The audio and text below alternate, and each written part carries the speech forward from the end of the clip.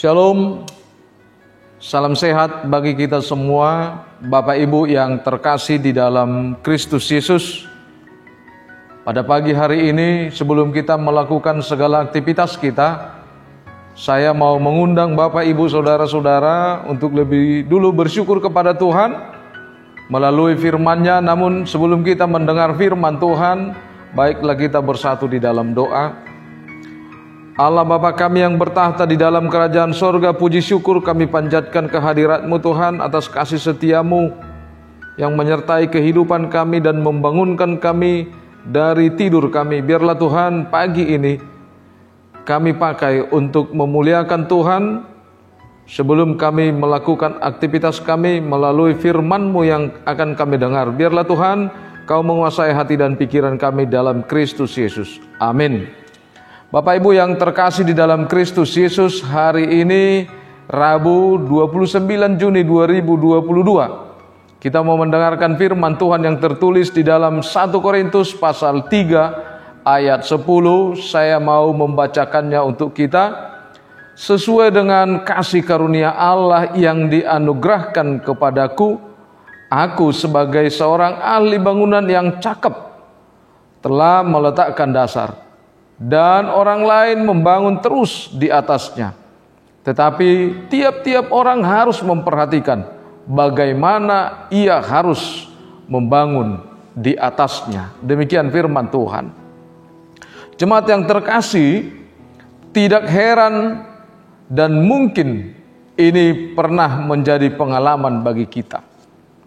Ketika kita pernah pergi ke suatu tempat dan melewati jalan, dan kita berjalan secara pelan-pelan dan bersungut-sungut dan kesal akibat jalannya yang rusak parah. Sementara jalan itu baru beberapa bulan selesai diperbaiki. Apa yang terpikir di dalam benak kita? Pasti kita mengatakan bahwa bahan yang digunakan tidak sesuai dengan standarnya. Yang kedua, mungkin anggarannya banyak dipergunakan kepada yang tidak benar atau untuk kepentingan pribadi. Jemaat yang terkasih, melihat keadaan seperti itu kita menilai begitu jeleknya. Dan mungkin banyak penilaian yang lain yang kita berikan kepada orang yang bekerja, kepada orang-orang yang mengawasi. Namun Bapak, Ibu, Saudara-saudara, jika seandainya pekerjaan yang sama diberikan kepada kita, belum tentu sebaik yang sudah kita lihat itu dapat kita kerjakan. Karena itu kita yakin, selama kita tidak sadar bahwa pekerjaan kita itu diberikan Tuhan kepada kita sebagai tanggung jawab yang baik, sebagai pekerjaan yang mulia, maka status kita bisa sama dan mungkin lebih parah dari orang yang melakukan yang kita anggap tidak benar itu bisa kita lakukan. Karena itu dengan tidak sadar, jika satu pekerjaan diberikan kepada kita, mungkin pekerjaan itu tidak bisa kita lakukan, namun orang lain bisa melakukan. Atau sebaliknya, orang lain bisa mengerjakan suatu pekerjaan kita tidak bisa, kita bisa melakukan suatu pekerjaan itu, orang lain tidak bisa. Mari, sebenarnya kita bukan untuk menilai dan menganggap hebat dan menganggap diri orang lain itu rendah. Karena itu saya mau mengambil satu contoh. Ketika seorang pendeta pernah bertanya kepada jemaatnya, di mana jemaat itu punya posisi dan jabatan yang strategis. Apa yang telah dilihat oleh jemaat dengan pribadinya? Apa yang dilihat oleh penatua gereja dengan pribadinya? Apa yang dilihat oleh jemaat tentang pribadinya? Dan pendeta itu sendiri tentang pribadinya. Ada yang berubah. Ada yang berubah. Yaitu dia tidak lepas dari keegoisan pribadi. Dengan posisinya, dengan jabatannya dia merasa hebat, sehingga dia selalu mengkritik dan mengkritik tanpa memberikan solusi. Selalu dia merasa dirinya benar karena dia punya posisi dan jabatan. Namun tidak lama pendeta memanggilnya, disaksikan beberapa penatua. Dia katakan, pendetanya berkata, luar biasa Bapak. Kalau pada saat ini Bapak punya jabatan yang strategis, tidak semua bisa orang menduduki itu, dan tidak semua orang bisa dipercayai untuk melakukan pekerjaan itu.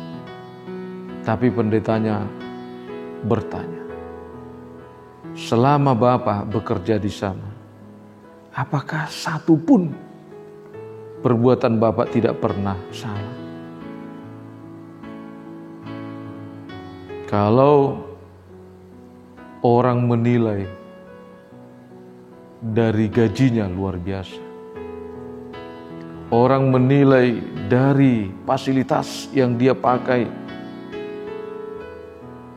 mungkin kita bisa bangga. Tetapi pendeta dan penatua itu menerangkan, apakah saudara tidak pernah melakukan satu kejahatan, tidak pernah melakukan suatu kesalahan, kekurangan di dalam jabatan saudara sekalipun strategis? Karena penatua itu melihat dengan gaji yang dia terima, dengan fasilitas yang dia terima, tidak mungkin dia begitu memiliki kekayaan yang fantastis. Karena satu dari jemaat itu pernah menduduki jabatan itu. Ternyata Bapak, Ibu, Saudara-saudara, kita tidak sadar begitu banyak kesalahan korupsi yang dia lakukan, begitu banyak penyalahgunaan wewenang yang dia lakukan demi hasil uang dan fasilitas yang luar biasa bagi dia. Lalu si pendeta mengatakan, Bapak memiliki kesalahan yang sangat besar yang harus diubah. Bapak itu selalu merasa ketika orang melakukan satu pekerjaan, Bapak itu merasa seperti apa yang dilakukan oleh Bapak. Jika pekerjaan itu dilakukan, maka Bapak selalu memikirkan ada fee untuk dia. Selalu termakan perasaan. Itulah yang terjadi dalam kehidupan kita setiap hari. Ketika orang melakukan suatu pekerjaan dengan tulus, kita curiga dengan dia karena kita memang melakukan kejahatan-kejahatan, kekurangan dengan pekerjaan itu. Bagaimana Bapak? Saya yakin kita pernah melakukan hal yang salah, kekurangan di dalam pekerjaan kita. Tetapi terkadang kita dengan keberadaan kita merasa lebih hebat, lebih jujur, lebih baik, lebih pintar. Apa yang mau dikatakan dengan kehidupan seperti itu? Kita hidup di dalam kemunafikan. Jemaat yang terkasih, seandainya saudara pintar bukanlah menjadi penolong bagi orang yang tidak pintar, seandainya orang menjadi kaya bukanlah menjadi orang penolong bagi orang yang tidak berkecukupan.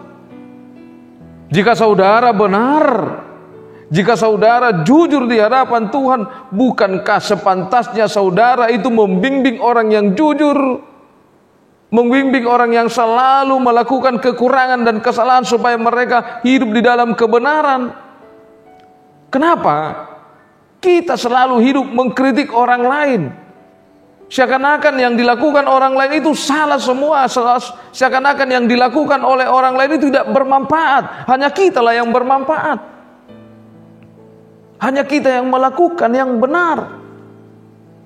Terkadang kita yang mengatakan itu, mengungkapkan itu kepada orang lain. Apa yang dilakukan si X salah, apa yang kita lakukan itulah yang benar. Ternyata di balik wajah kita itu tersembunyi juga dosa yang banyak dan dosa yang besar. Bapak, Ibu, Saudara-saudara yang terkasih, firman Tuhan pada pagi hari ini akan menyapa kita semuanya. Di dalam segala aktivitas kehidupan kita, di dalam segala apa yang kita lakukan, tidak perlu kita membuat suatu topeng kritik terhadap orang lain. Ternyata pada saat kita melakukan itu, kita yang lebih jahat daripada dia. Karena itu Bapak, Ibu, Saudara-saudara, sebagai seorang jemaat yang merupakan aset daripada Tuhan, yang merupakan anak-anak Tuhan, apa yang sudah Anda lakukan? Sebagai seorang penatua, apa yang sudah kita lakukan? Sebagai seorang sintua perhalado, apa yang sudah kita lakukan? Baik juga bagi saya sebagai seorang pendeta, apa yang sudah kita lakukan? Tentu yang baik tidak sebanding dengan apa yang tidak sempurna. Apa yang kita lakukan? Bapak, Ibu, Saudara-saudara, justru di dalam firman Tuhan, pada saat kita diingatkan dengan karakter-karakter itulah yang membangun ada bibit-bibit perpecahan, di mana kita selalu membandingkan orang lain dengan kepribadian kita, dengan milik kita, dengan apa yang kita lakukan, sementara kita tidak sadar, kita tidak fair bahwa ketika kita mampu melakukan X, mungkin si yang lain bisa melakukan C dan D. Mungkin dia bisa melakukan dari 3, tetapi ketika kita melihat yang dilakukan orang lain itu dengan apa yang kita lakukan, pasti hidup kita tidak fair dengan segala sesuatunya.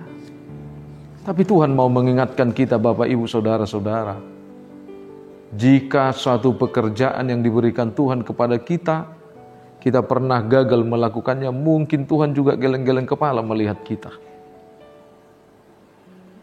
Maka bagaimana kalau pada saat ini melalui firman Tuhan kita diingatkan, setiap pribadi kita diingatkan melalui firman Tuhan pada pagi hari ini, dan bertanya kepada kita, siapakah yang menjadi dasar hidupmu? Siapakah yang menjadi dasar hidupmu untuk melakukan pekerjaanmu? Atau dengan dasar apakah engkau membangun hidupmu? Dengan cara apakah engkau membangun hidupmu saat ini? Kita perlu diingatkan, Bapak, Ibu, Saudara-saudara, dan kita perlu jujur. Karena firman Tuhan telah mengingatkan kita di dalam 1 Korintus 3 ayat 11, karena tidak ada seorang pun yang dapat meletakkan dasar yang lain daripada dasar yang telah diletakkan, yaitu Yesus Kristus, seperti apa yang dikatakan oleh firman Tuhan pada pagi hari ini di tengah-tengah persekutuan kita, bahwa Dia adalah dasar dari segala sesuatu. Jemaat yang terkasih, mari kita menilai diri kita sendiri. Bagaimana kita sudah membangun hidup kita didasari di dasar yang kuat itu, di dasar yang kokoh itu. Bagaimana kita sudah membangun pribadi kita di dasar Kristus yang sebagai pondasi hidup kita. Pernahkah kita sadar bahwa Kristuslah pondasi satu-satunya bagi orang yang mengikut Dia. Pondasi juga bagi keluarga kita. Namun kenyataannya, tanpa kita tidak sadar, banyak dari antara kita yang menyalahgunakan pondasi yang kuat itu dengan meneruskan bangunan-bangunan yang tidak sesuai dengan standarnya. Karena itu kita diingatkan oleh firman Tuhan untuk meneruskan pembangunan itu dengan standar daripada pondasi itu. Tuhan mengingatkan, janganlah kamu menjadi serupa dengan dunia ini, tetapi berubahlah oleh pembaruan budimu, sehingga kamu dapat membedakan mana kehendak Allah, apa yang baik dan yang berkenan kepada Allah, dan yang sempurna. Berubah oleh pembaharuan budimu. Jangan asal mendirikan bangunan di atas daripada dasar itu. Jangan kita asal menyebut percaya, menyebut Tuhan, tetapi di dalam kenyataannya kita juga tidak pernah takut dengan Tuhan. kita juga melakukan pekerjaan kita dengan tidak benar. Karena itu, pada pagi hari ini didasari dengan firman Tuhan di dalam Matius 7 ayat 24 sampai dengan 27 itu, mari kita lihat kita termasuk di dalam golongan apa. Seperti dikatakan, setiap orang yang mendengarkan perkataanku dan melakukannya, ia sama dengan orang yang bijaksana yang mendirikan rumahnya di atas batu. Kemudian turunlah hujan dan datang banjir, lalu angin melanda rumah itu, tetapi rumah itu tidak gerubuh sebab didirikan di atas batu. Tetapi setiap orang yang mendengar perkataanku dan tidak melakukannya, ia sama dengan orang yang bodoh yang mendirikan rumahnya di atas pasir. Kemudian turunlah hujan dan datanglah banjir, lalu angin melanda rumah itu sehingga rubuhlah rumah itu dan hebatlah kerusakannya.